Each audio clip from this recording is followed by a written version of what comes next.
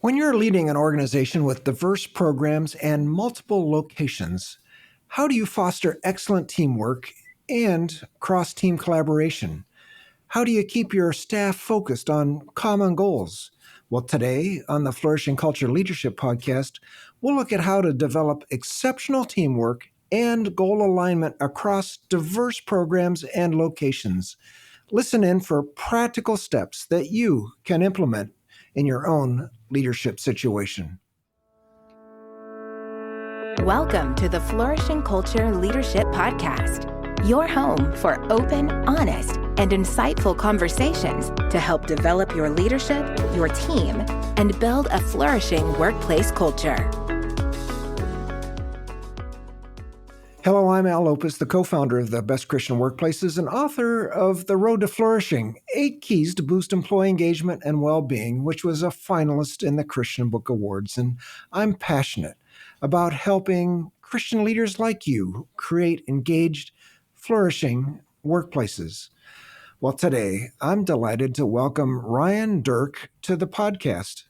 Ryan's the president and CEO of Miracle Hill Ministries, which is South Carolina's largest and most comprehensive provider of homeless services. Throughout our conversation, you'll hear Ryan talk about his own path to the CEO role, having board policies on measuring and maintaining healthy cultures, to provide tips for healthy communication, ways to help a diverse team keep aligned, and keys to renewing your staff spiritually, and the importance of a top leader's continuing growth. I hope you'll love this interview with Ryan Duerk, but before we dive in, this episode is brought to you by the Best Christian Workplaces Employee Engagement Survey. You can sign up today to deliver the health of your organization's culture.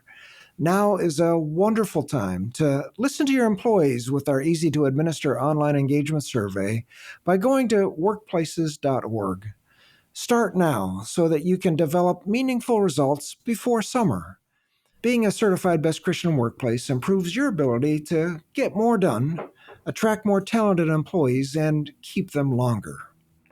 So, hello to our new listeners, and thanks for joining us as we honor your investment of time to creating valuable episodes like this. But let me tell you a little bit more about my guest, Ryan Duerk. Ryan's been with Miracle Hill Ministries since 2008. Before becoming the CEO in January 2020, he served in progressively more responsible roles in operations, counseling, and programs. He has a degree in psychology and an MBA, and he's a board-certified biblical counselor.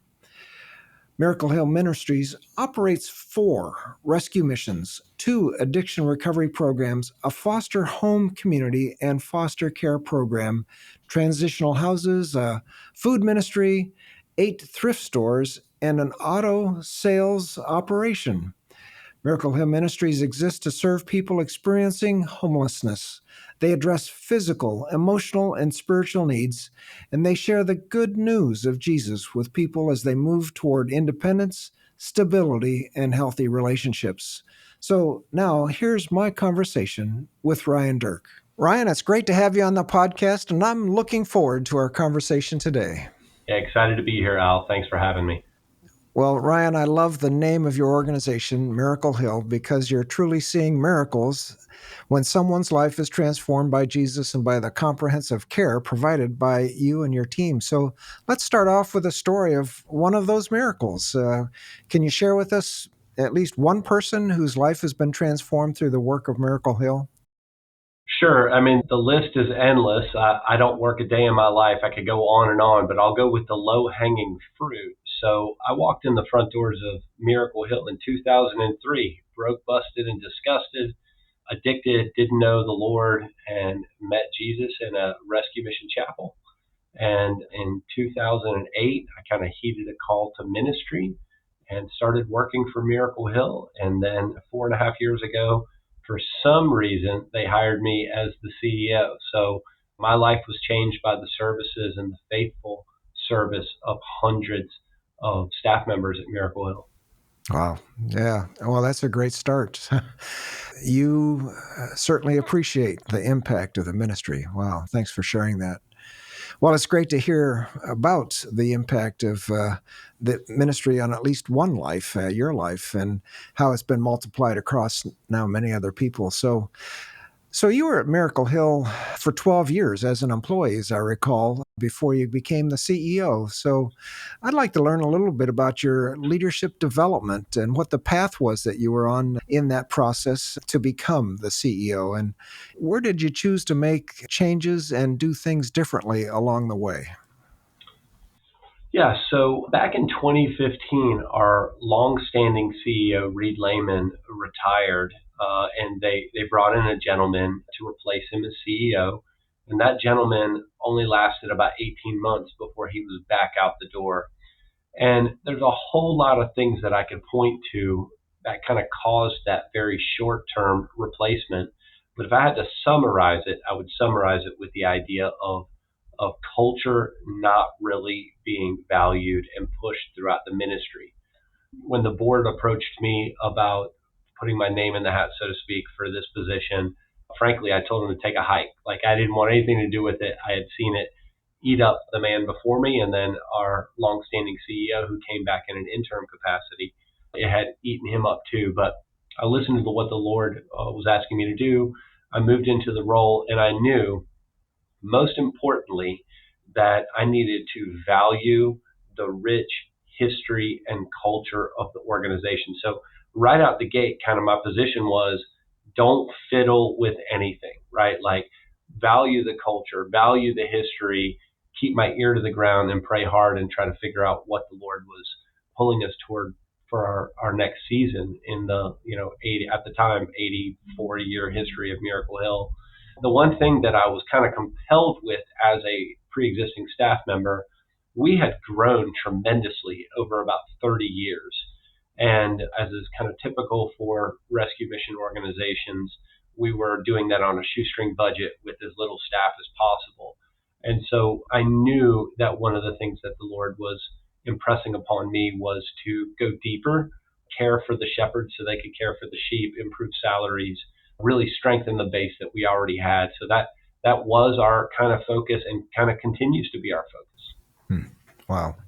Well, that's a great story, Ryan. Yeah. So, your previous CEO, after Reed, who had been there a long time, lasted 18 months and didn't value the culture. And that didn't work out so well for him, it sounds like. So, let's continue on. Miracle Hill has certainly focused on culture. And I know for many years you've engaged in the employee engagement survey with Best Christian Workplaces. In fact, I love this, and I've worked with Reed a number of times working with rescue mission boards. He talks about the board policy that your organization has that you must assess employee engagement through a survey on a regular basis. So, how has this board policy served Miracle Hill and kept you attuned to employee engagement over the years? So it's interesting, Al. The last time that prior to this year, the last time we had reached flourishing with BCW was in 2015. It was right before this challenging transition. And, it took us 9 years to get back to that level of health, which we don't take for granted by any stretch of the imagination. We had done the employee engagement survey all those years, but I do not believe that it was adopted as a board policy till after this failed transition. So today we do have a board policy, and it states that I'm responsible for maintaining the employee engagement survey. I am responsible for maintaining best Christian workplace status. And if any flourishing category drops by a specific percentile in any given year, I'm responsible for reporting that to the board. So it's not just about taking the survey, but taking it seriously and responding to what you learned through that survey. And would you say, Ryan, that came about as a result of the previous CEO's lack of focus on culture? Yeah, I think that when after that failed transition, we really focused in on culture. Words have meaning. And so we had a well developed mission, vision, and values, but we had not necessarily defined our values. And you really could trace back some of the issues to being a disagreement on what a word meant. So we defined those values. We defined culture specifically so that it was easy to see if we were on target or off target. And then we put in the policy about the employee engagement survey to make sure that we're hearing from the staff to prevent anything like that ever happening again, or to the best of our ability. And for our listeners, let me just encourage you to have a board policy where it comes to encourage your successor to have and continue with employee engagement surveys, so you can actually measure to make sure that the the values, the culture continues from one transition to another. Yeah, and I know, Ryan, you'd agree with that. So Miracle Hill displays great teamwork. That's another thing that we've measured in the survey. You've got great teamwork within your teams and between teams, and many leaders struggle in this area of teamwork. So tell us a little bit about how you keep communication and collaboration flowing within and between teams. Are there some daily, weekly, monthly, even annual rhythms where your organization says, let's stay on track when it comes to teamwork? What are some of those practices? Sure. And Al, it's worthy to note, my first year as CEO was 2020, where we had a worldwide pandemic followed by racial upheaval throughout the nation. It was a crazy year. And we tanked on healthy communication on our Best Christian Workplace survey. And I would have said anecdotally that we communicated more in 2020 than ever before. But it's not just about communicating, it's about communicating from a quality standpoint and living what you are communicating. So, yes, I think that the kind of the 50,000 foot view is to develop and maintain a regular, healthy communication culture or rhythm to the organization. And there's a lot of things that we've kind of instituted over the past few years to kind of maintain that. Certainly, we have a staff newsletter, which is common to everybody. We've also started something we call Monday morning worships, where we go out during the week, we film a time of worship and devotion and updates throughout the ministry, and then we broadcast that throughout the ministry every Monday morning for the staff to be connected, even though they're disconnected physically, and be connected in worship to kind of start our week off on the right page. We certainly have a ministry intranet, which is kind of a communication platform. We have a huge reliance on Teams so that we're not just communicating by emails, but actually seeing people face to face. And we've worked hard to create kind of bottom up collaboration.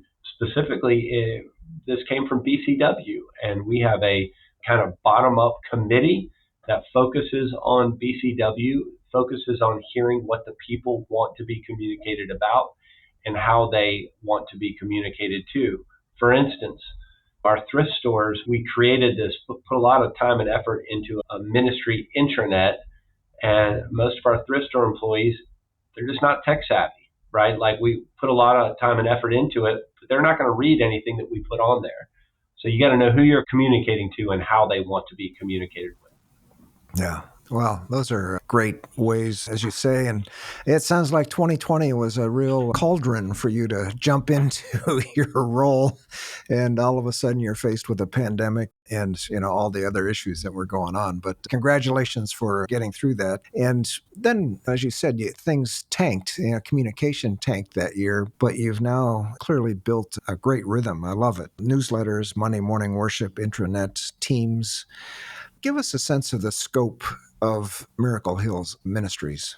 Sure. So Miracle Hill is the largest provider of services to people experiencing homelessness in the upstate of South Carolina. We operate 4 emergency shelters across multiple counties, 2 addiction recovery programs, 18 transitional houses. We operate the state's largest foster care program other than the state itself.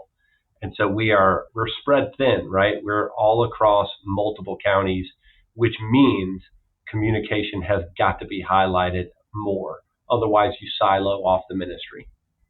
That's difficult with those many locations just to keep everybody going in the same direction. Well, let's talk a little bit about goal alignment, considering the diversity and the way you're dispersed across the state.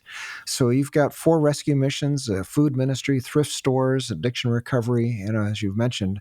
So I'm sure some of our listeners who also lead complex organizations want to learn some practical steps for keeping goal alignment, everybody moving in the same direction. So, how do you and your leadership team keep this goal alignment across the various programs, the various locations that you've got across the state? I know that you find ways and things that are breaking down at times. So, what are the signals that you're watching just to make sure that people are going in the same direction? Yeah, so it comes back to this overarching idea of a well defined mission, vision, values, and culture. Miracle Hills is well defined. We start kind of hammering that idea as soon as someone gets hired. So we have a 3 day new employee orientation, which certainly goes over some of the nuts and bolts of being an employee. But the whole first day is centered on this idea: mission, vision, values, culture. Who we are matters. And then we are constantly reiterating who we are throughout someone's time with employment with us. We kind of stole this from, there's like this Ritz Carlton standard. I'm sure you're familiar with this, Al, where the Ritz Carlton has just a little pamphlet that every employee has that has their values listed on it. And they're focusing on one of those values each and every week. We try to emulate that and do the same thing so that we are focusing on who we are first. And then from the mission standpoint, where we're going. So we communicate our strategy well. We make sure that the staff are aware. Matter of fact, if you can see it over my left shoulder, probably right from the where you're looking, that orange, blue, green, and yellow, that's our ministry-wide strategic plan, which all the staff have access to so they can see where we're going. And it's kind of like training on, like the U.S. Treasury does for counterfeit bills. Like they train by training on the real thing, not on the fake, right? So the more that we talk mission, vision, values, and culture, the more easy it is to see when things get out of alignment. I trust you're enjoying our podcast today. We'll be right back after an important word for leaders. Are you a leader searching for ways to enhance your organization's workplace culture and foster employee engagement? Well, we have just the solution for you. It's our proven Best Christian Workplaces Employee Engagement Survey for the Christian-led workplace. Picture this: your organization radiating with a renewed sense of purpose, where employees are excited to come to work every day. With our Employee Engagement Survey, you'll gain powerful insights into the heart of your organization, discover hidden strengths, uncover areas for improvement, and unlock the full potential of your team. But that's not all. By conducting the survey, you'll see productivity skyrocket, increased job satisfaction, and decreased turnover rates. Imagine the impact on your mission as your team unites around a shared vision, driven by purpose and fueled by a positive workplace culture. Your organization will become a beacon of light, inspiring others with its exceptional leadership. Don't wait any longer to create a flourishing workplace. Visit our website at workplaces.org and ask for the Employee Engagement Survey Sample Report today. Take the first step towards transforming your organization into a thriving, purpose-driven powerhouse. Together, let's build a workplace culture that honors God and empowers your team to flourish. Welcome back to my conversation with Ryan Duerk. Wow. A 3-day employee orientation is the start. And again, it's more than just filling out forms and benefit forms particularly. It's really focusing on who you are and where you're going. And then, yeah, as you pointed out, you even have visual reminders kind of that people can see. Well, so again, when we look at the results of your employee engagement survey, your top 10 scores are well balanced across our 8 Flourish drivers. We focus on 8 Flourish drivers that are research-based, and 7 of those are represented in your top 10 scores. This breadth of strength can provide resilience in a workplace health, you've got trust in leaders, you reflect Christ as an organization, you have good teamwork, your employees feel equipped in their jobs, and other key strengths. And those just don't happen by accident. So, what are some of the specific actions that our listeners can begin to put in place to achieve such strong results? How do you and your leaders and managers use the results of the survey to identify and actually inform changes and improvements? Yeah, we use a three-prong approach that has evolved a little bit over the years. So, on top of the general results, we also purchase the snapshot surveys. So, not only do we get the overarching ministry, but each individual area gets results. And then we have three kind of groups that go to work. The first one is the individual facilities or thrift stores will review their results through a process that we've used some of the process that your staff has come up with, and we've evolved it for our own purposes. So they're intentionally looking at that, not just once, but throughout the year. Secondly, we're looking at it as a total ministry. So the leadership is looking through those processes, looking through the results, and trying to glean whatever information we can off that. And then thirdly, we have assembled a crew that we call the BCW committee. And it is the idea of getting people that maybe are a little bit further down line, even though I don't like that terminology, that can look at the overarching results and offer their perspective on it. Then we communicate that well, what we're doing every month at our department head meetings. And that process extends now all the way until we take the next survey. So it's not a once and done process. It is a constant process of people don't care what you know until they know how much you care. That's an old Zig Ziglar quote. But it's very true. It's not just about saying we take a survey. It's about showing them that we're actually doing something about it. Yeah, so I really like this. It's not once and done. It's something that you focus on throughout the year in terms of keeping it in front of your leadership, in front of your facilities and locations, in front of your employees. So, well, the people who work at Miracle Hill find enjoyment in their work. Again, we know that because they tell us through the employee engagement survey. So how do you foster and keep that joy in their work? And I know they're working hard and in difficult situations. So how do you train and motivate your managers, your supervisors to bring the mission to life with the staff, especially those entry level, those frontline roles that are so critical in the work that you're doing? This is a tough one, Al. We're in a crisis ministry world where there's a lot of heartbreak all around us. So we have, again, some specific initiatives. During our budgeting process, we set aside funding that we call staff appreciation funds that the managers can use at their discretion throughout the year to bring encouragement. Maybe it's just a dozen Krispy Kreme donuts or something that will let the staff know that they're valued and loved. We have a focus on spiritual renewal, which looks like two different things. Number one, we allow the staff to take a day a year just as a spiritual renewal day, like they would a vacation day. We allow the staff on mission days. They literally can go on mission with their church. We'll pay for them to be gone for that week so they can pursue spiritual renewal on their own time. We have a verse of the year each and every year that we focus on as a ministry that kind of flavors what we do throughout the year. I talked about the Monday morning worship, starting our weeks off from a position of worship. You know, bringing the mission to life is especially challenging for people who aren't in traditional ministry jobs like our thrift stores. And so we have to spend extra time to help them to understand that what they're doing is not a job, it is mission. And in Thrift's case, remind them that people come in each day for a pair of pants, and what they really need is prayer or to hear about Jesus. So again, that constant reiteration, providing opportunities, and providing bandwidth for them to find renewal when needed. Yeah. Well, I love that. Yeah. So, yeah, fund staff appreciation. Again, for our listeners, I'd encourage you, put money in a budget when it comes to staff appreciation. And these days, and this has been almost a theme of mine, and it's come out through the podcast this year, spiritual renewal needs to be part of a ministry plan for your employees to be strong and continue to be strong in their work. Yeah. And I love the way you describe it, one day per year for a spiritual day. The funding actually allowing your employees employees to go on mission trips with their church. And again, they find certainly a spiritual renewal there. And then a verse of the year, yep, and weekly worship. So bring mission to work, particularly those that aren't on the front line. Yeah. Great.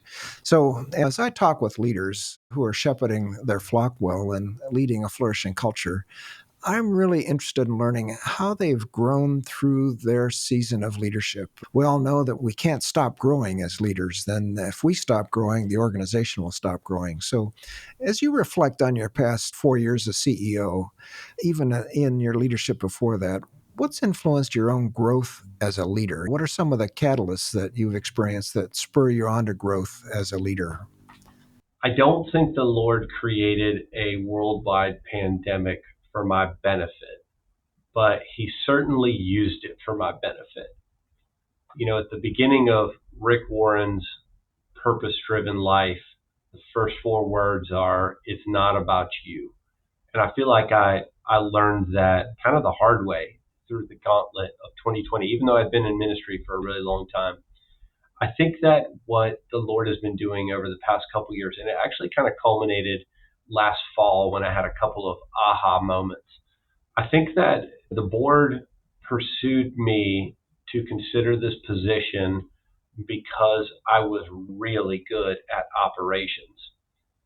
And the aha moment last fall was, that's not my job. Like, the skills that got me where I'm at are not the skills that are going to keep me where I'm at.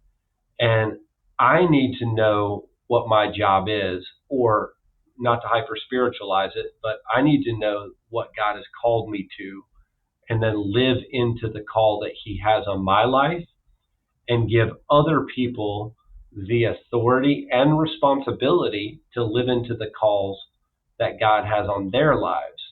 And if we will all pursue that with excellence, then we'll get out of each other's lanes. And I think that truly, develops bandwidth in our lives to be able to take a deep breath from time to time. So it's funny, I feel less equipped to do my job today than I did 2, 3 years ago. And I think it's because I understand what my job is today on a deeper level. And so I think I would summarize just by saying we have to understand who we are, and then ask God for the grace to do whatever it is that He's called us to do, and constantly be re-examining that, especially as seasons change in your personal life and in your ministry life. Yeah. Yeah, well, thanks. That's just great advice, and I love. I feel you. I feel less equipped today than I did before, because life is in transition for all of us, and we need to all be growing and be aware. And I love your point: self-knowledge, to know ourselves first, and then move to where God is teaching us, is a key. So, Ryan, we've learned so much from our conversation today. I really appreciate it. I love, first of all, where you started off. You came to Miracle Hill broke, busted, and disgusted. That describes it. And it was just great to hear your path to the CEO role and kind of the bumps that Miracle Hill had along the way, and how they have really straightened out. And then talking about how it's important to have a board policy around employee engagement, to survey on a regular basis and to maintain certain levels of the health of your culture and the way you can do that. And then some of your practical advice on teamwork and advice around alignment, and then how can you help your employees find purpose, meaning, and joy at work? Those are just great discussions, as well as your own journey and growth as a leader. I think that helps each of us understand it's not about us, and let's keep moving forward as we grow and learn, and let others really grow and learn in their roles as well. So, Ryan, this has just been a great conversation. How about a bottom line, one other thought that you'd like to add for our listeners? Sure. I will end with 1 Peter 4:10, which reads, "As each has received a gift, use it to serve one another as good stewards of God's varied grace." God doesn't need any of us. He chooses to use us. Like, we are blessed to come alongside whatever work He has wherever He's called us. And the good things that we have, both personally and professionally, they're not ours, they're on loan. And God calls us to steward them, which literally means to manage them well. And then the last part of that verse talks about God's varied grace, which literally means the many different colors of grace. So, summarizing that, God gives us all these amazing things, not for us to have, but for us to manage on His behalf for His purpose. Man, we need to recognize that it's not about us, that it's about Him, and really being open to who He's calling us to be, where He's taking us, and then recognize the weight of stewarding on behalf of the King. What an opportunity, what a blessing. That's great. Thanks, Ryan. Well, thanks so much for your contributions today. And most of all, I appreciate your commitment to leading your team as they show Christ's love and transformation for people on the margins. So thanks for taking your time out today and speaking to the lives of so many listeners. It was my pleasure, Alan. Thank you guys for what you do at BCW. We couldn't do what we do without you. Yeah, I appreciate that. God bless you. God bless. Well, thanks so much for listening to my conversation with Ryan Duerk, and I hope you enjoyed it as much as I did.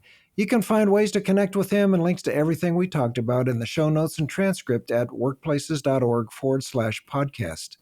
And if you have any suggestions for me about our podcast or have any questions on flourishing workplace cultures, email me at al@workplaces.org. And for leaders, if you want to improve your leadership, expand your organization's impact for good, and see greater faithfulness in our broader culture, help us achieve our goal to see more flourishing Christian-led workplaces. To help, please share this podcast with another leader or launch a project in your own organization to discover and improve the health of your workplace culture. So if you're interested in learning more, go to workplaces.org and request a sample report. The Flourishing Culture Leadership Podcast is sponsored by Best Christian Workplaces. If you need support building a flourishing workplace culture, please visit workplaces.org for more information.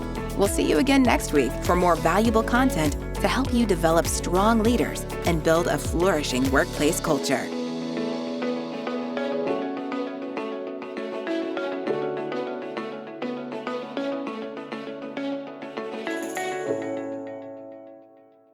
And you'll be sure to want to join us next week as I talk with John Reynolds, the president of Los Angeles Pacific University, about the perseverance that he's had in building a flourishing workplace culture.